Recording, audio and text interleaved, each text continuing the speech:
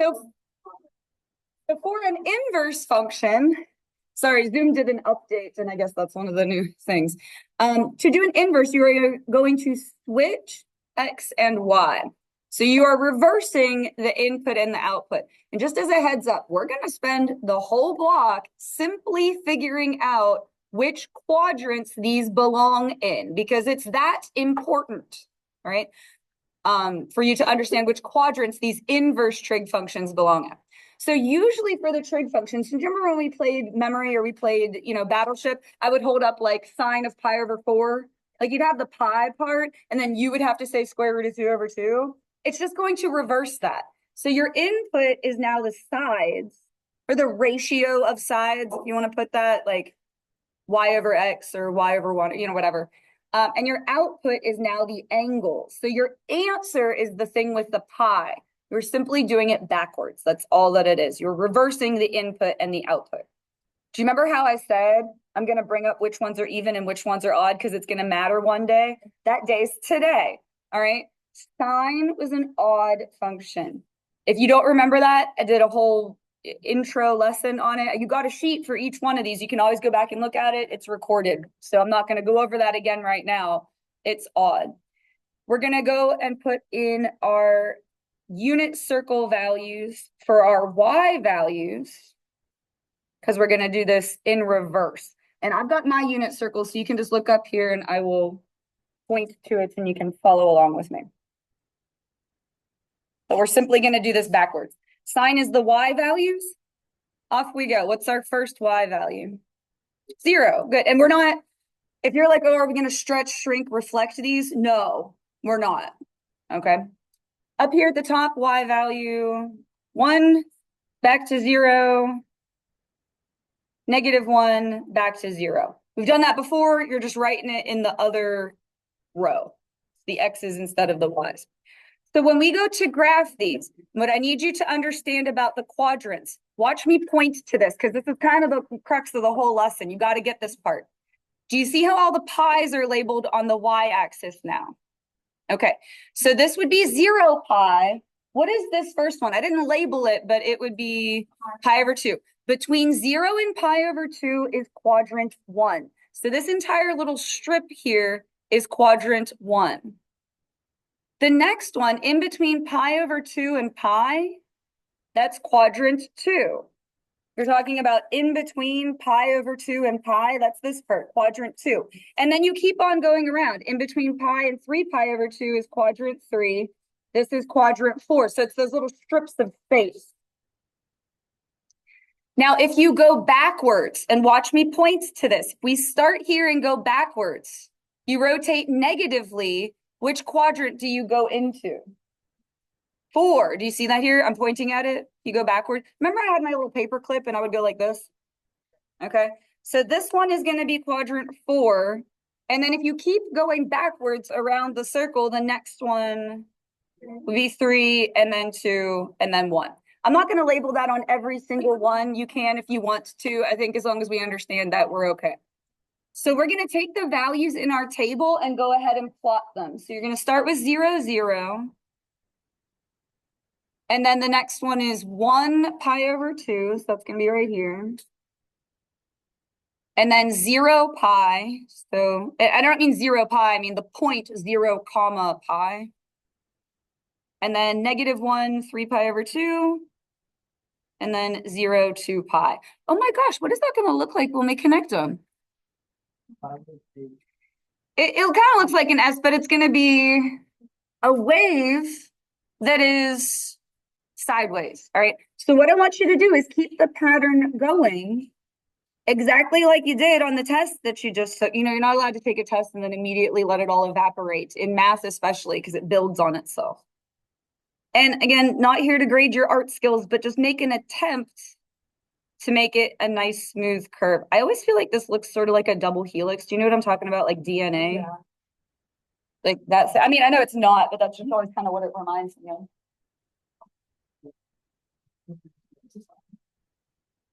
Now here's where the highlighter comes in.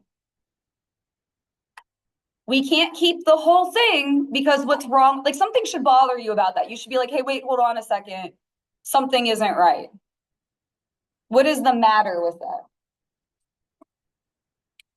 Yeah, it doesn't pass the what, guys?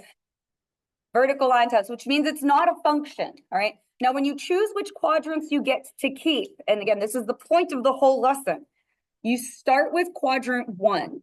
So we're going to keep quadrant 1 for all of these. So take your highlighter or your different colored pen. We're going to keep quadrant 1.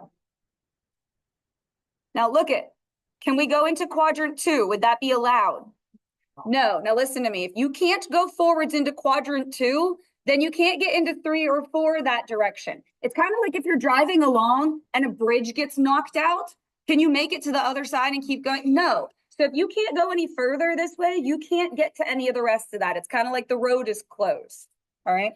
But what other quadrant could we get into and still pass the vertical line test? Yeah. 4. Do you see that? Could I go any further after that? No. So you are stuck in quadrants 1 and 4. And we're going to write down our domain and range, and then we'll move on to the next one. But that's correct. The ones we highlighted are the ones we're keeping. The rest gets thrown out. You can only keep that tiny little piece of it. And you're only going to be able to keep a tiny little piece of any of these. And that's the point of the lesson, is understanding which quadrants you get to keep. Go ahead. Because they're called inverse trig functions. It's a definition thing. It's like a by definition. It's the because I said so answer, which I know you don't like, but it's the because I said so answer. Or not because I said so, but like mathematics in general. All right, so let's list out our domain and range. So domain, you're going to go left to right. Look at your x-axis. That's from where to where? Yeah, -1 to 1. Oh my gosh, wasn't that like the range before? Now it's the domain. Cool. And then your range, use your y-axis, just the part that we highlighted. It's going to be from where to where? -pi/2, good. To +pi/2. Now listen, because when you go to do your classwork, it's going to ask you what sorts of angles are allowed. If you are in quadrants 1 and 4, it's going to be all these ones. Do you see what I'm saying here? Can you list some of these for me? You're going to have to fill out a blank unit circle again at some point. Pi/3 would be this one. Pi/6. Pi/4. You have to go negatively. These quadrants don't exist. You can't rotate through this way to get to 11pi/6. Like the whole point of this lesson and what we're talking about. You can rotate up and you can rotate down. So it would be -pi/6, -pi/4, all the way down to -pi/2. All right, cool. That's the whole point of what we're going over today for all 6 of these. All right, let's move on to the next one. I'm going to speed this up now. It took a while to explain that first one, but we're going to just repeat the process. So we're going to speed this up. Cosine was even. You can go back and rewatch that lesson if you want. I'm retelling that now because we've been over. All right, we're going to put in our pi values for our y's, since we are reversing the input and the output. Now, when you go around your circle, cosine is what part of this?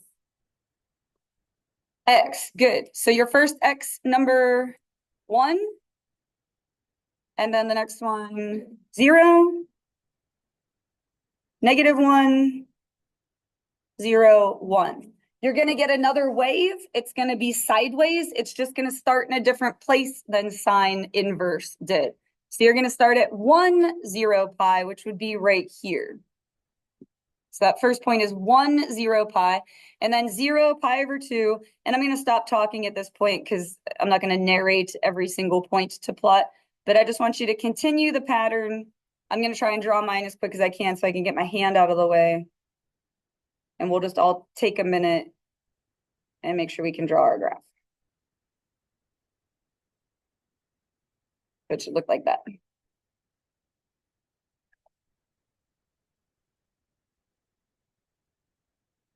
All right, so get out your highlighter.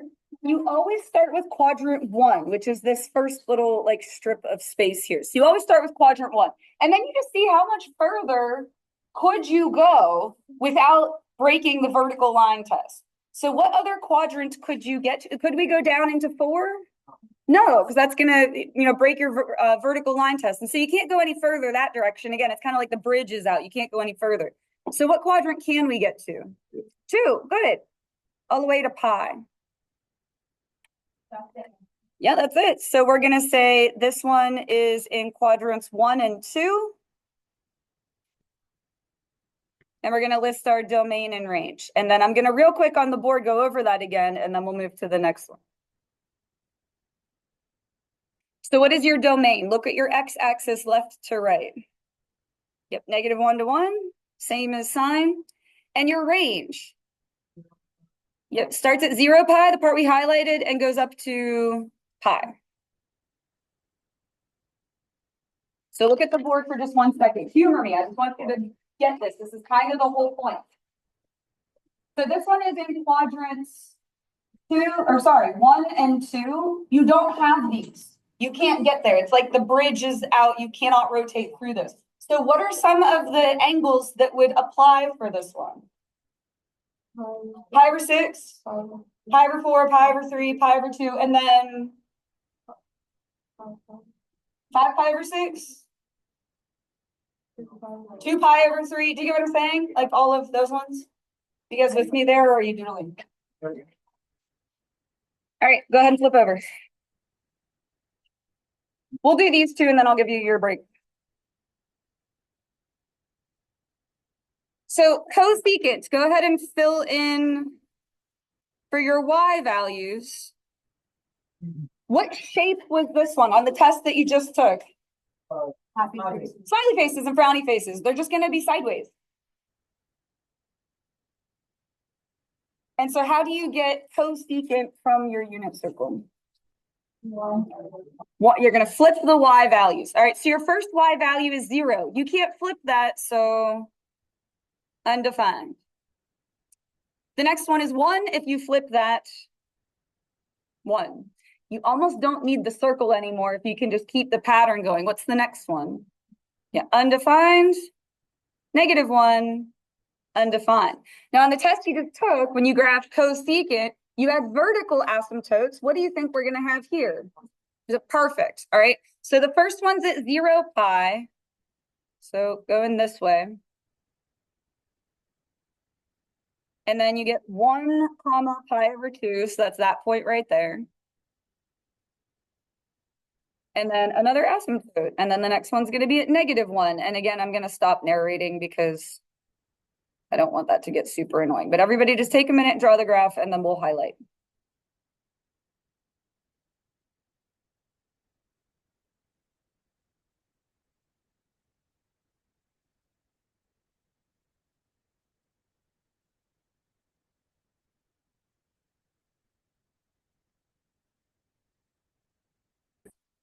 So when you take your highlighter, you're going to start with quadrant 1. Again, we always start with what's in quadrant 1. Can you get into quadrant 2? Like keep going this way? No, which means you also can't get to 3 or 4. Like again, if you can't go any further that direction, you cannot go any further that direction. So you can also go backwards and go into quadrant 4. So you get those 2 kind of sections there. And then you can't go any further that way either. Again, the amount you get to keep is very, very tiny. They're not all the same. It's fine as long as the quadrants are next to each other. For example, you could not have quadrant 1 and 3. Does that make sense? But 1 and 4 is okay. I realize the graph is discontinuous, but we're in quadrant 1 and then 4. So if you think about 1 and then 4, do you see how they're, yeah, but you couldn't have like these 2 or those 2. Yes, good job. Perfect. That was the next thing I was going to say. All right, cosecant is odd. Sine was odd, so cosecant is odd. The reciprocal ones go together. This one goes in quadrants 1 and 4. Stick with me for just a little bit longer and I'll give you a break here. And we're going to do our domain and range for good measure. Good. This will be -infinity to -1 with a bracket. Yeah. Oh my gosh. Isn't that like that was the range before? Now it's the domain. Cool. It's an inverse. That's how that works. Range is going to look weird because it's a discontinuous graph. We're just looking at the part we highlighted. So where does this start? We're going to sweep downwards to upwards. So yeah, negative pi over 2 with a bracket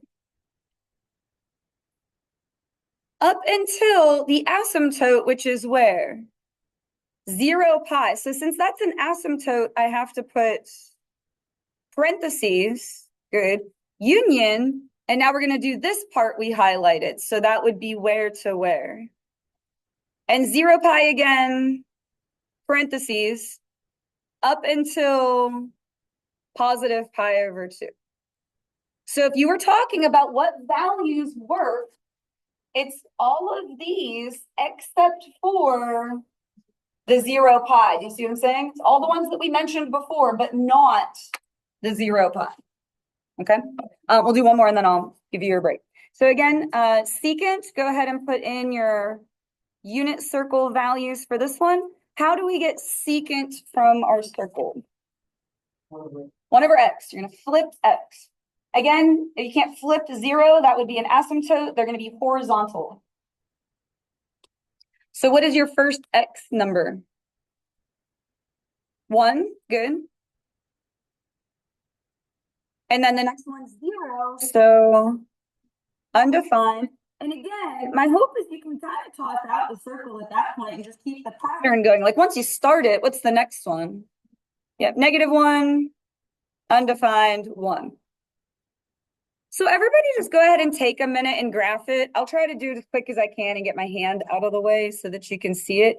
But it's going to practically be the exact same as the one that we just did above it, except starting in a different place.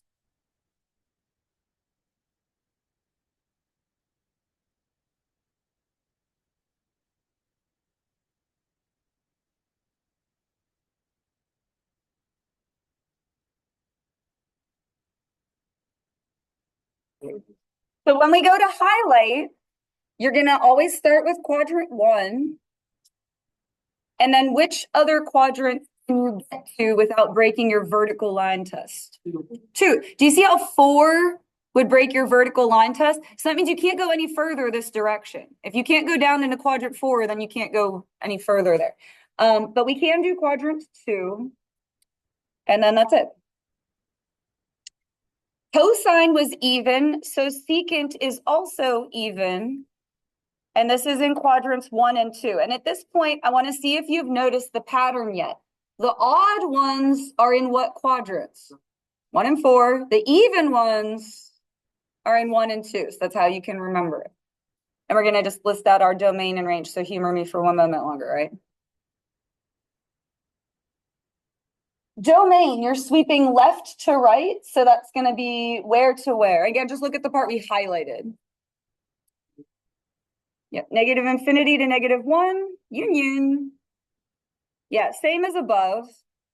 And again, we're not going to transform these. They're not going to be stretched or moved around or translated or reflected or anything. So that kind of is it. And then your range. You're going to sweep downwards to upwards. Again, just look at the part we highlighted. So it's starting at where? Yeah, 0 pi. And then this goes up to pi over 2 with a what? Yeah, parentheses, because there's an asymptote. Union, now we're going to do this side. It'll be from where to where? Yeah, pi over 2 up to where's it going to end? Pi. So look at, you're in quadrants 1 and 2, and you can have everything except the pi over 2. So do you see how it would be all of these ones, not the pi over 2, and then all of these ones? Yeah, that is the point of the whole lesson today. So that's like the part we've got to get. All right, for tangent inverse, when we go through and fill out for our y values from our circle, remember this is the one with the rest stops. So it's going to be 0 pi, and then what? What is this one? Pi over 4, good. If I weighted you out, we would get there. And then pi over 2, and then this other rest stop, 3/4, good. And then you end at pi. It only goes halfway around instead of the whole way around. So how do we get tangent values? Good, y over x, good, well remembered. So the first one, 0 over 1, 0. Right here, anything over itself, 1. Up at the top, 1 over 0, it's undefined. Again, it's going to be a horizontal asymptote. You're going to get sideways wiggly things. Next one's -1 and then 0. So it's going to go -1, 0, 1 asymptote, -1, 0, 1 asymptote. Just take these points and plot them on your graph. And again, I'll try and draw mine as quick as I can and then move my hand. Now, when you do 1 pi over 4, that's halfway in between. Do you see how it's kind of floating in between 0 and pi over 2? So just be careful with that. All right, and then the asymptote. And then it's going to go -1. Again, that point is kind of floating. 0, 1 asymptote.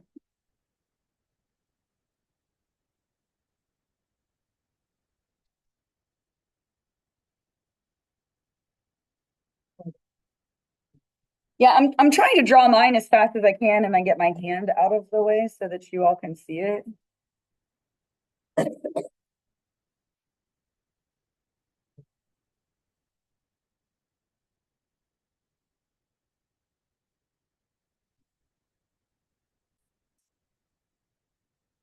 All right, so when you go to highlight, yeah, this one isn't bad.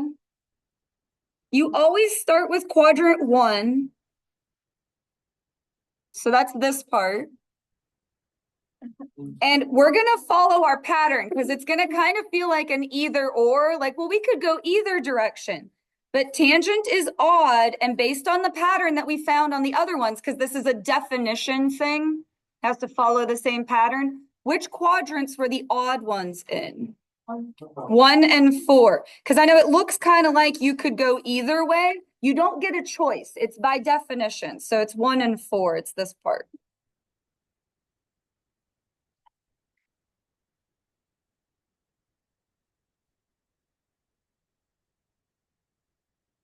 And so domain and range. What is our domain? If you go left to right, what do you get? Yeah, good. I'm remember how range was all reals? Now it's domain. Funny, isn't that how it works? You know? All right, and then range, we're going to go downwards to upwards. We're not going to need a union because it all connects, but it's going to be from where to where? Yeah, -pi/2 to +pi/2, but because there are asymptotes, you need the parentheses. So again, when you go to do your classwork, it's going to look like this. You want quadrants 1 and 4, but you can't have the +pi/2 or the -pi/2. You just want all the ones in between. Do you see what I'm saying? Okay, but not those two, because there are asymptotes in the graph.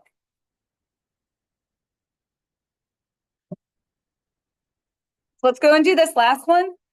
I'm going to even just start with this part. If tangent is odd, cotangent is also odd, and that means what quadrants is it going to have to be in?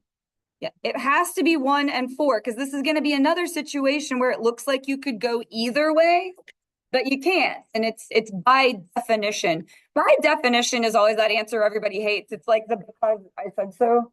But again, not me personally. I didn't say so. It's just, math says so. Math is a language of rules. You have to have the rules to follow, though, or you don't have consensus. There's no agreement on how things work. So I do agree with it to a certain extent.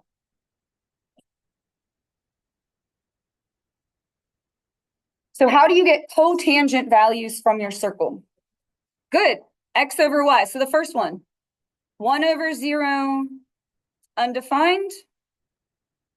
Your first rest stop is 1. And then 0, and then -1, and then undefined. Again, I will try to graph it as quick as I can and get my hand out of the way, but you're going to take that information from the table and put it on your graph. So you're going to start at 0 pi for the first asymptote.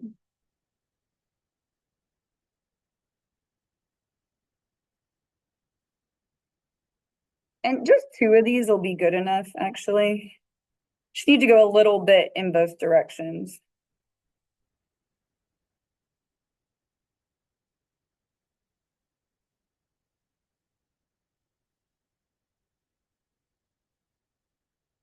And you should notice they're going the opposite way of tangent inverse. All right, so when you go to highlight, no, it feels like you would rather just take this entire wiggly thing, but by definition, it has to be quadrants 1 and 4. They have to match. Sorry, my arrow didn't look very good, so I was fixing it. So that one is very disjointed, but you'll be okay. The way it is. All right, domain. When you go left to right, do you see how this piece picks up where that one left off? So what's your domain? Yeah, you get everything. I get that it's discontinuous, but where the one piece picks up is where the other one left off. So you get it all.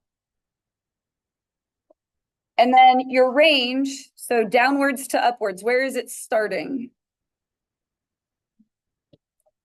Negative, a little further. Yeah, negative pi over 2.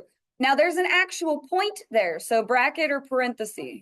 Yeah, bracket. Good. So bracket negative pi over 2 up to 0 pi, which you have to leave out.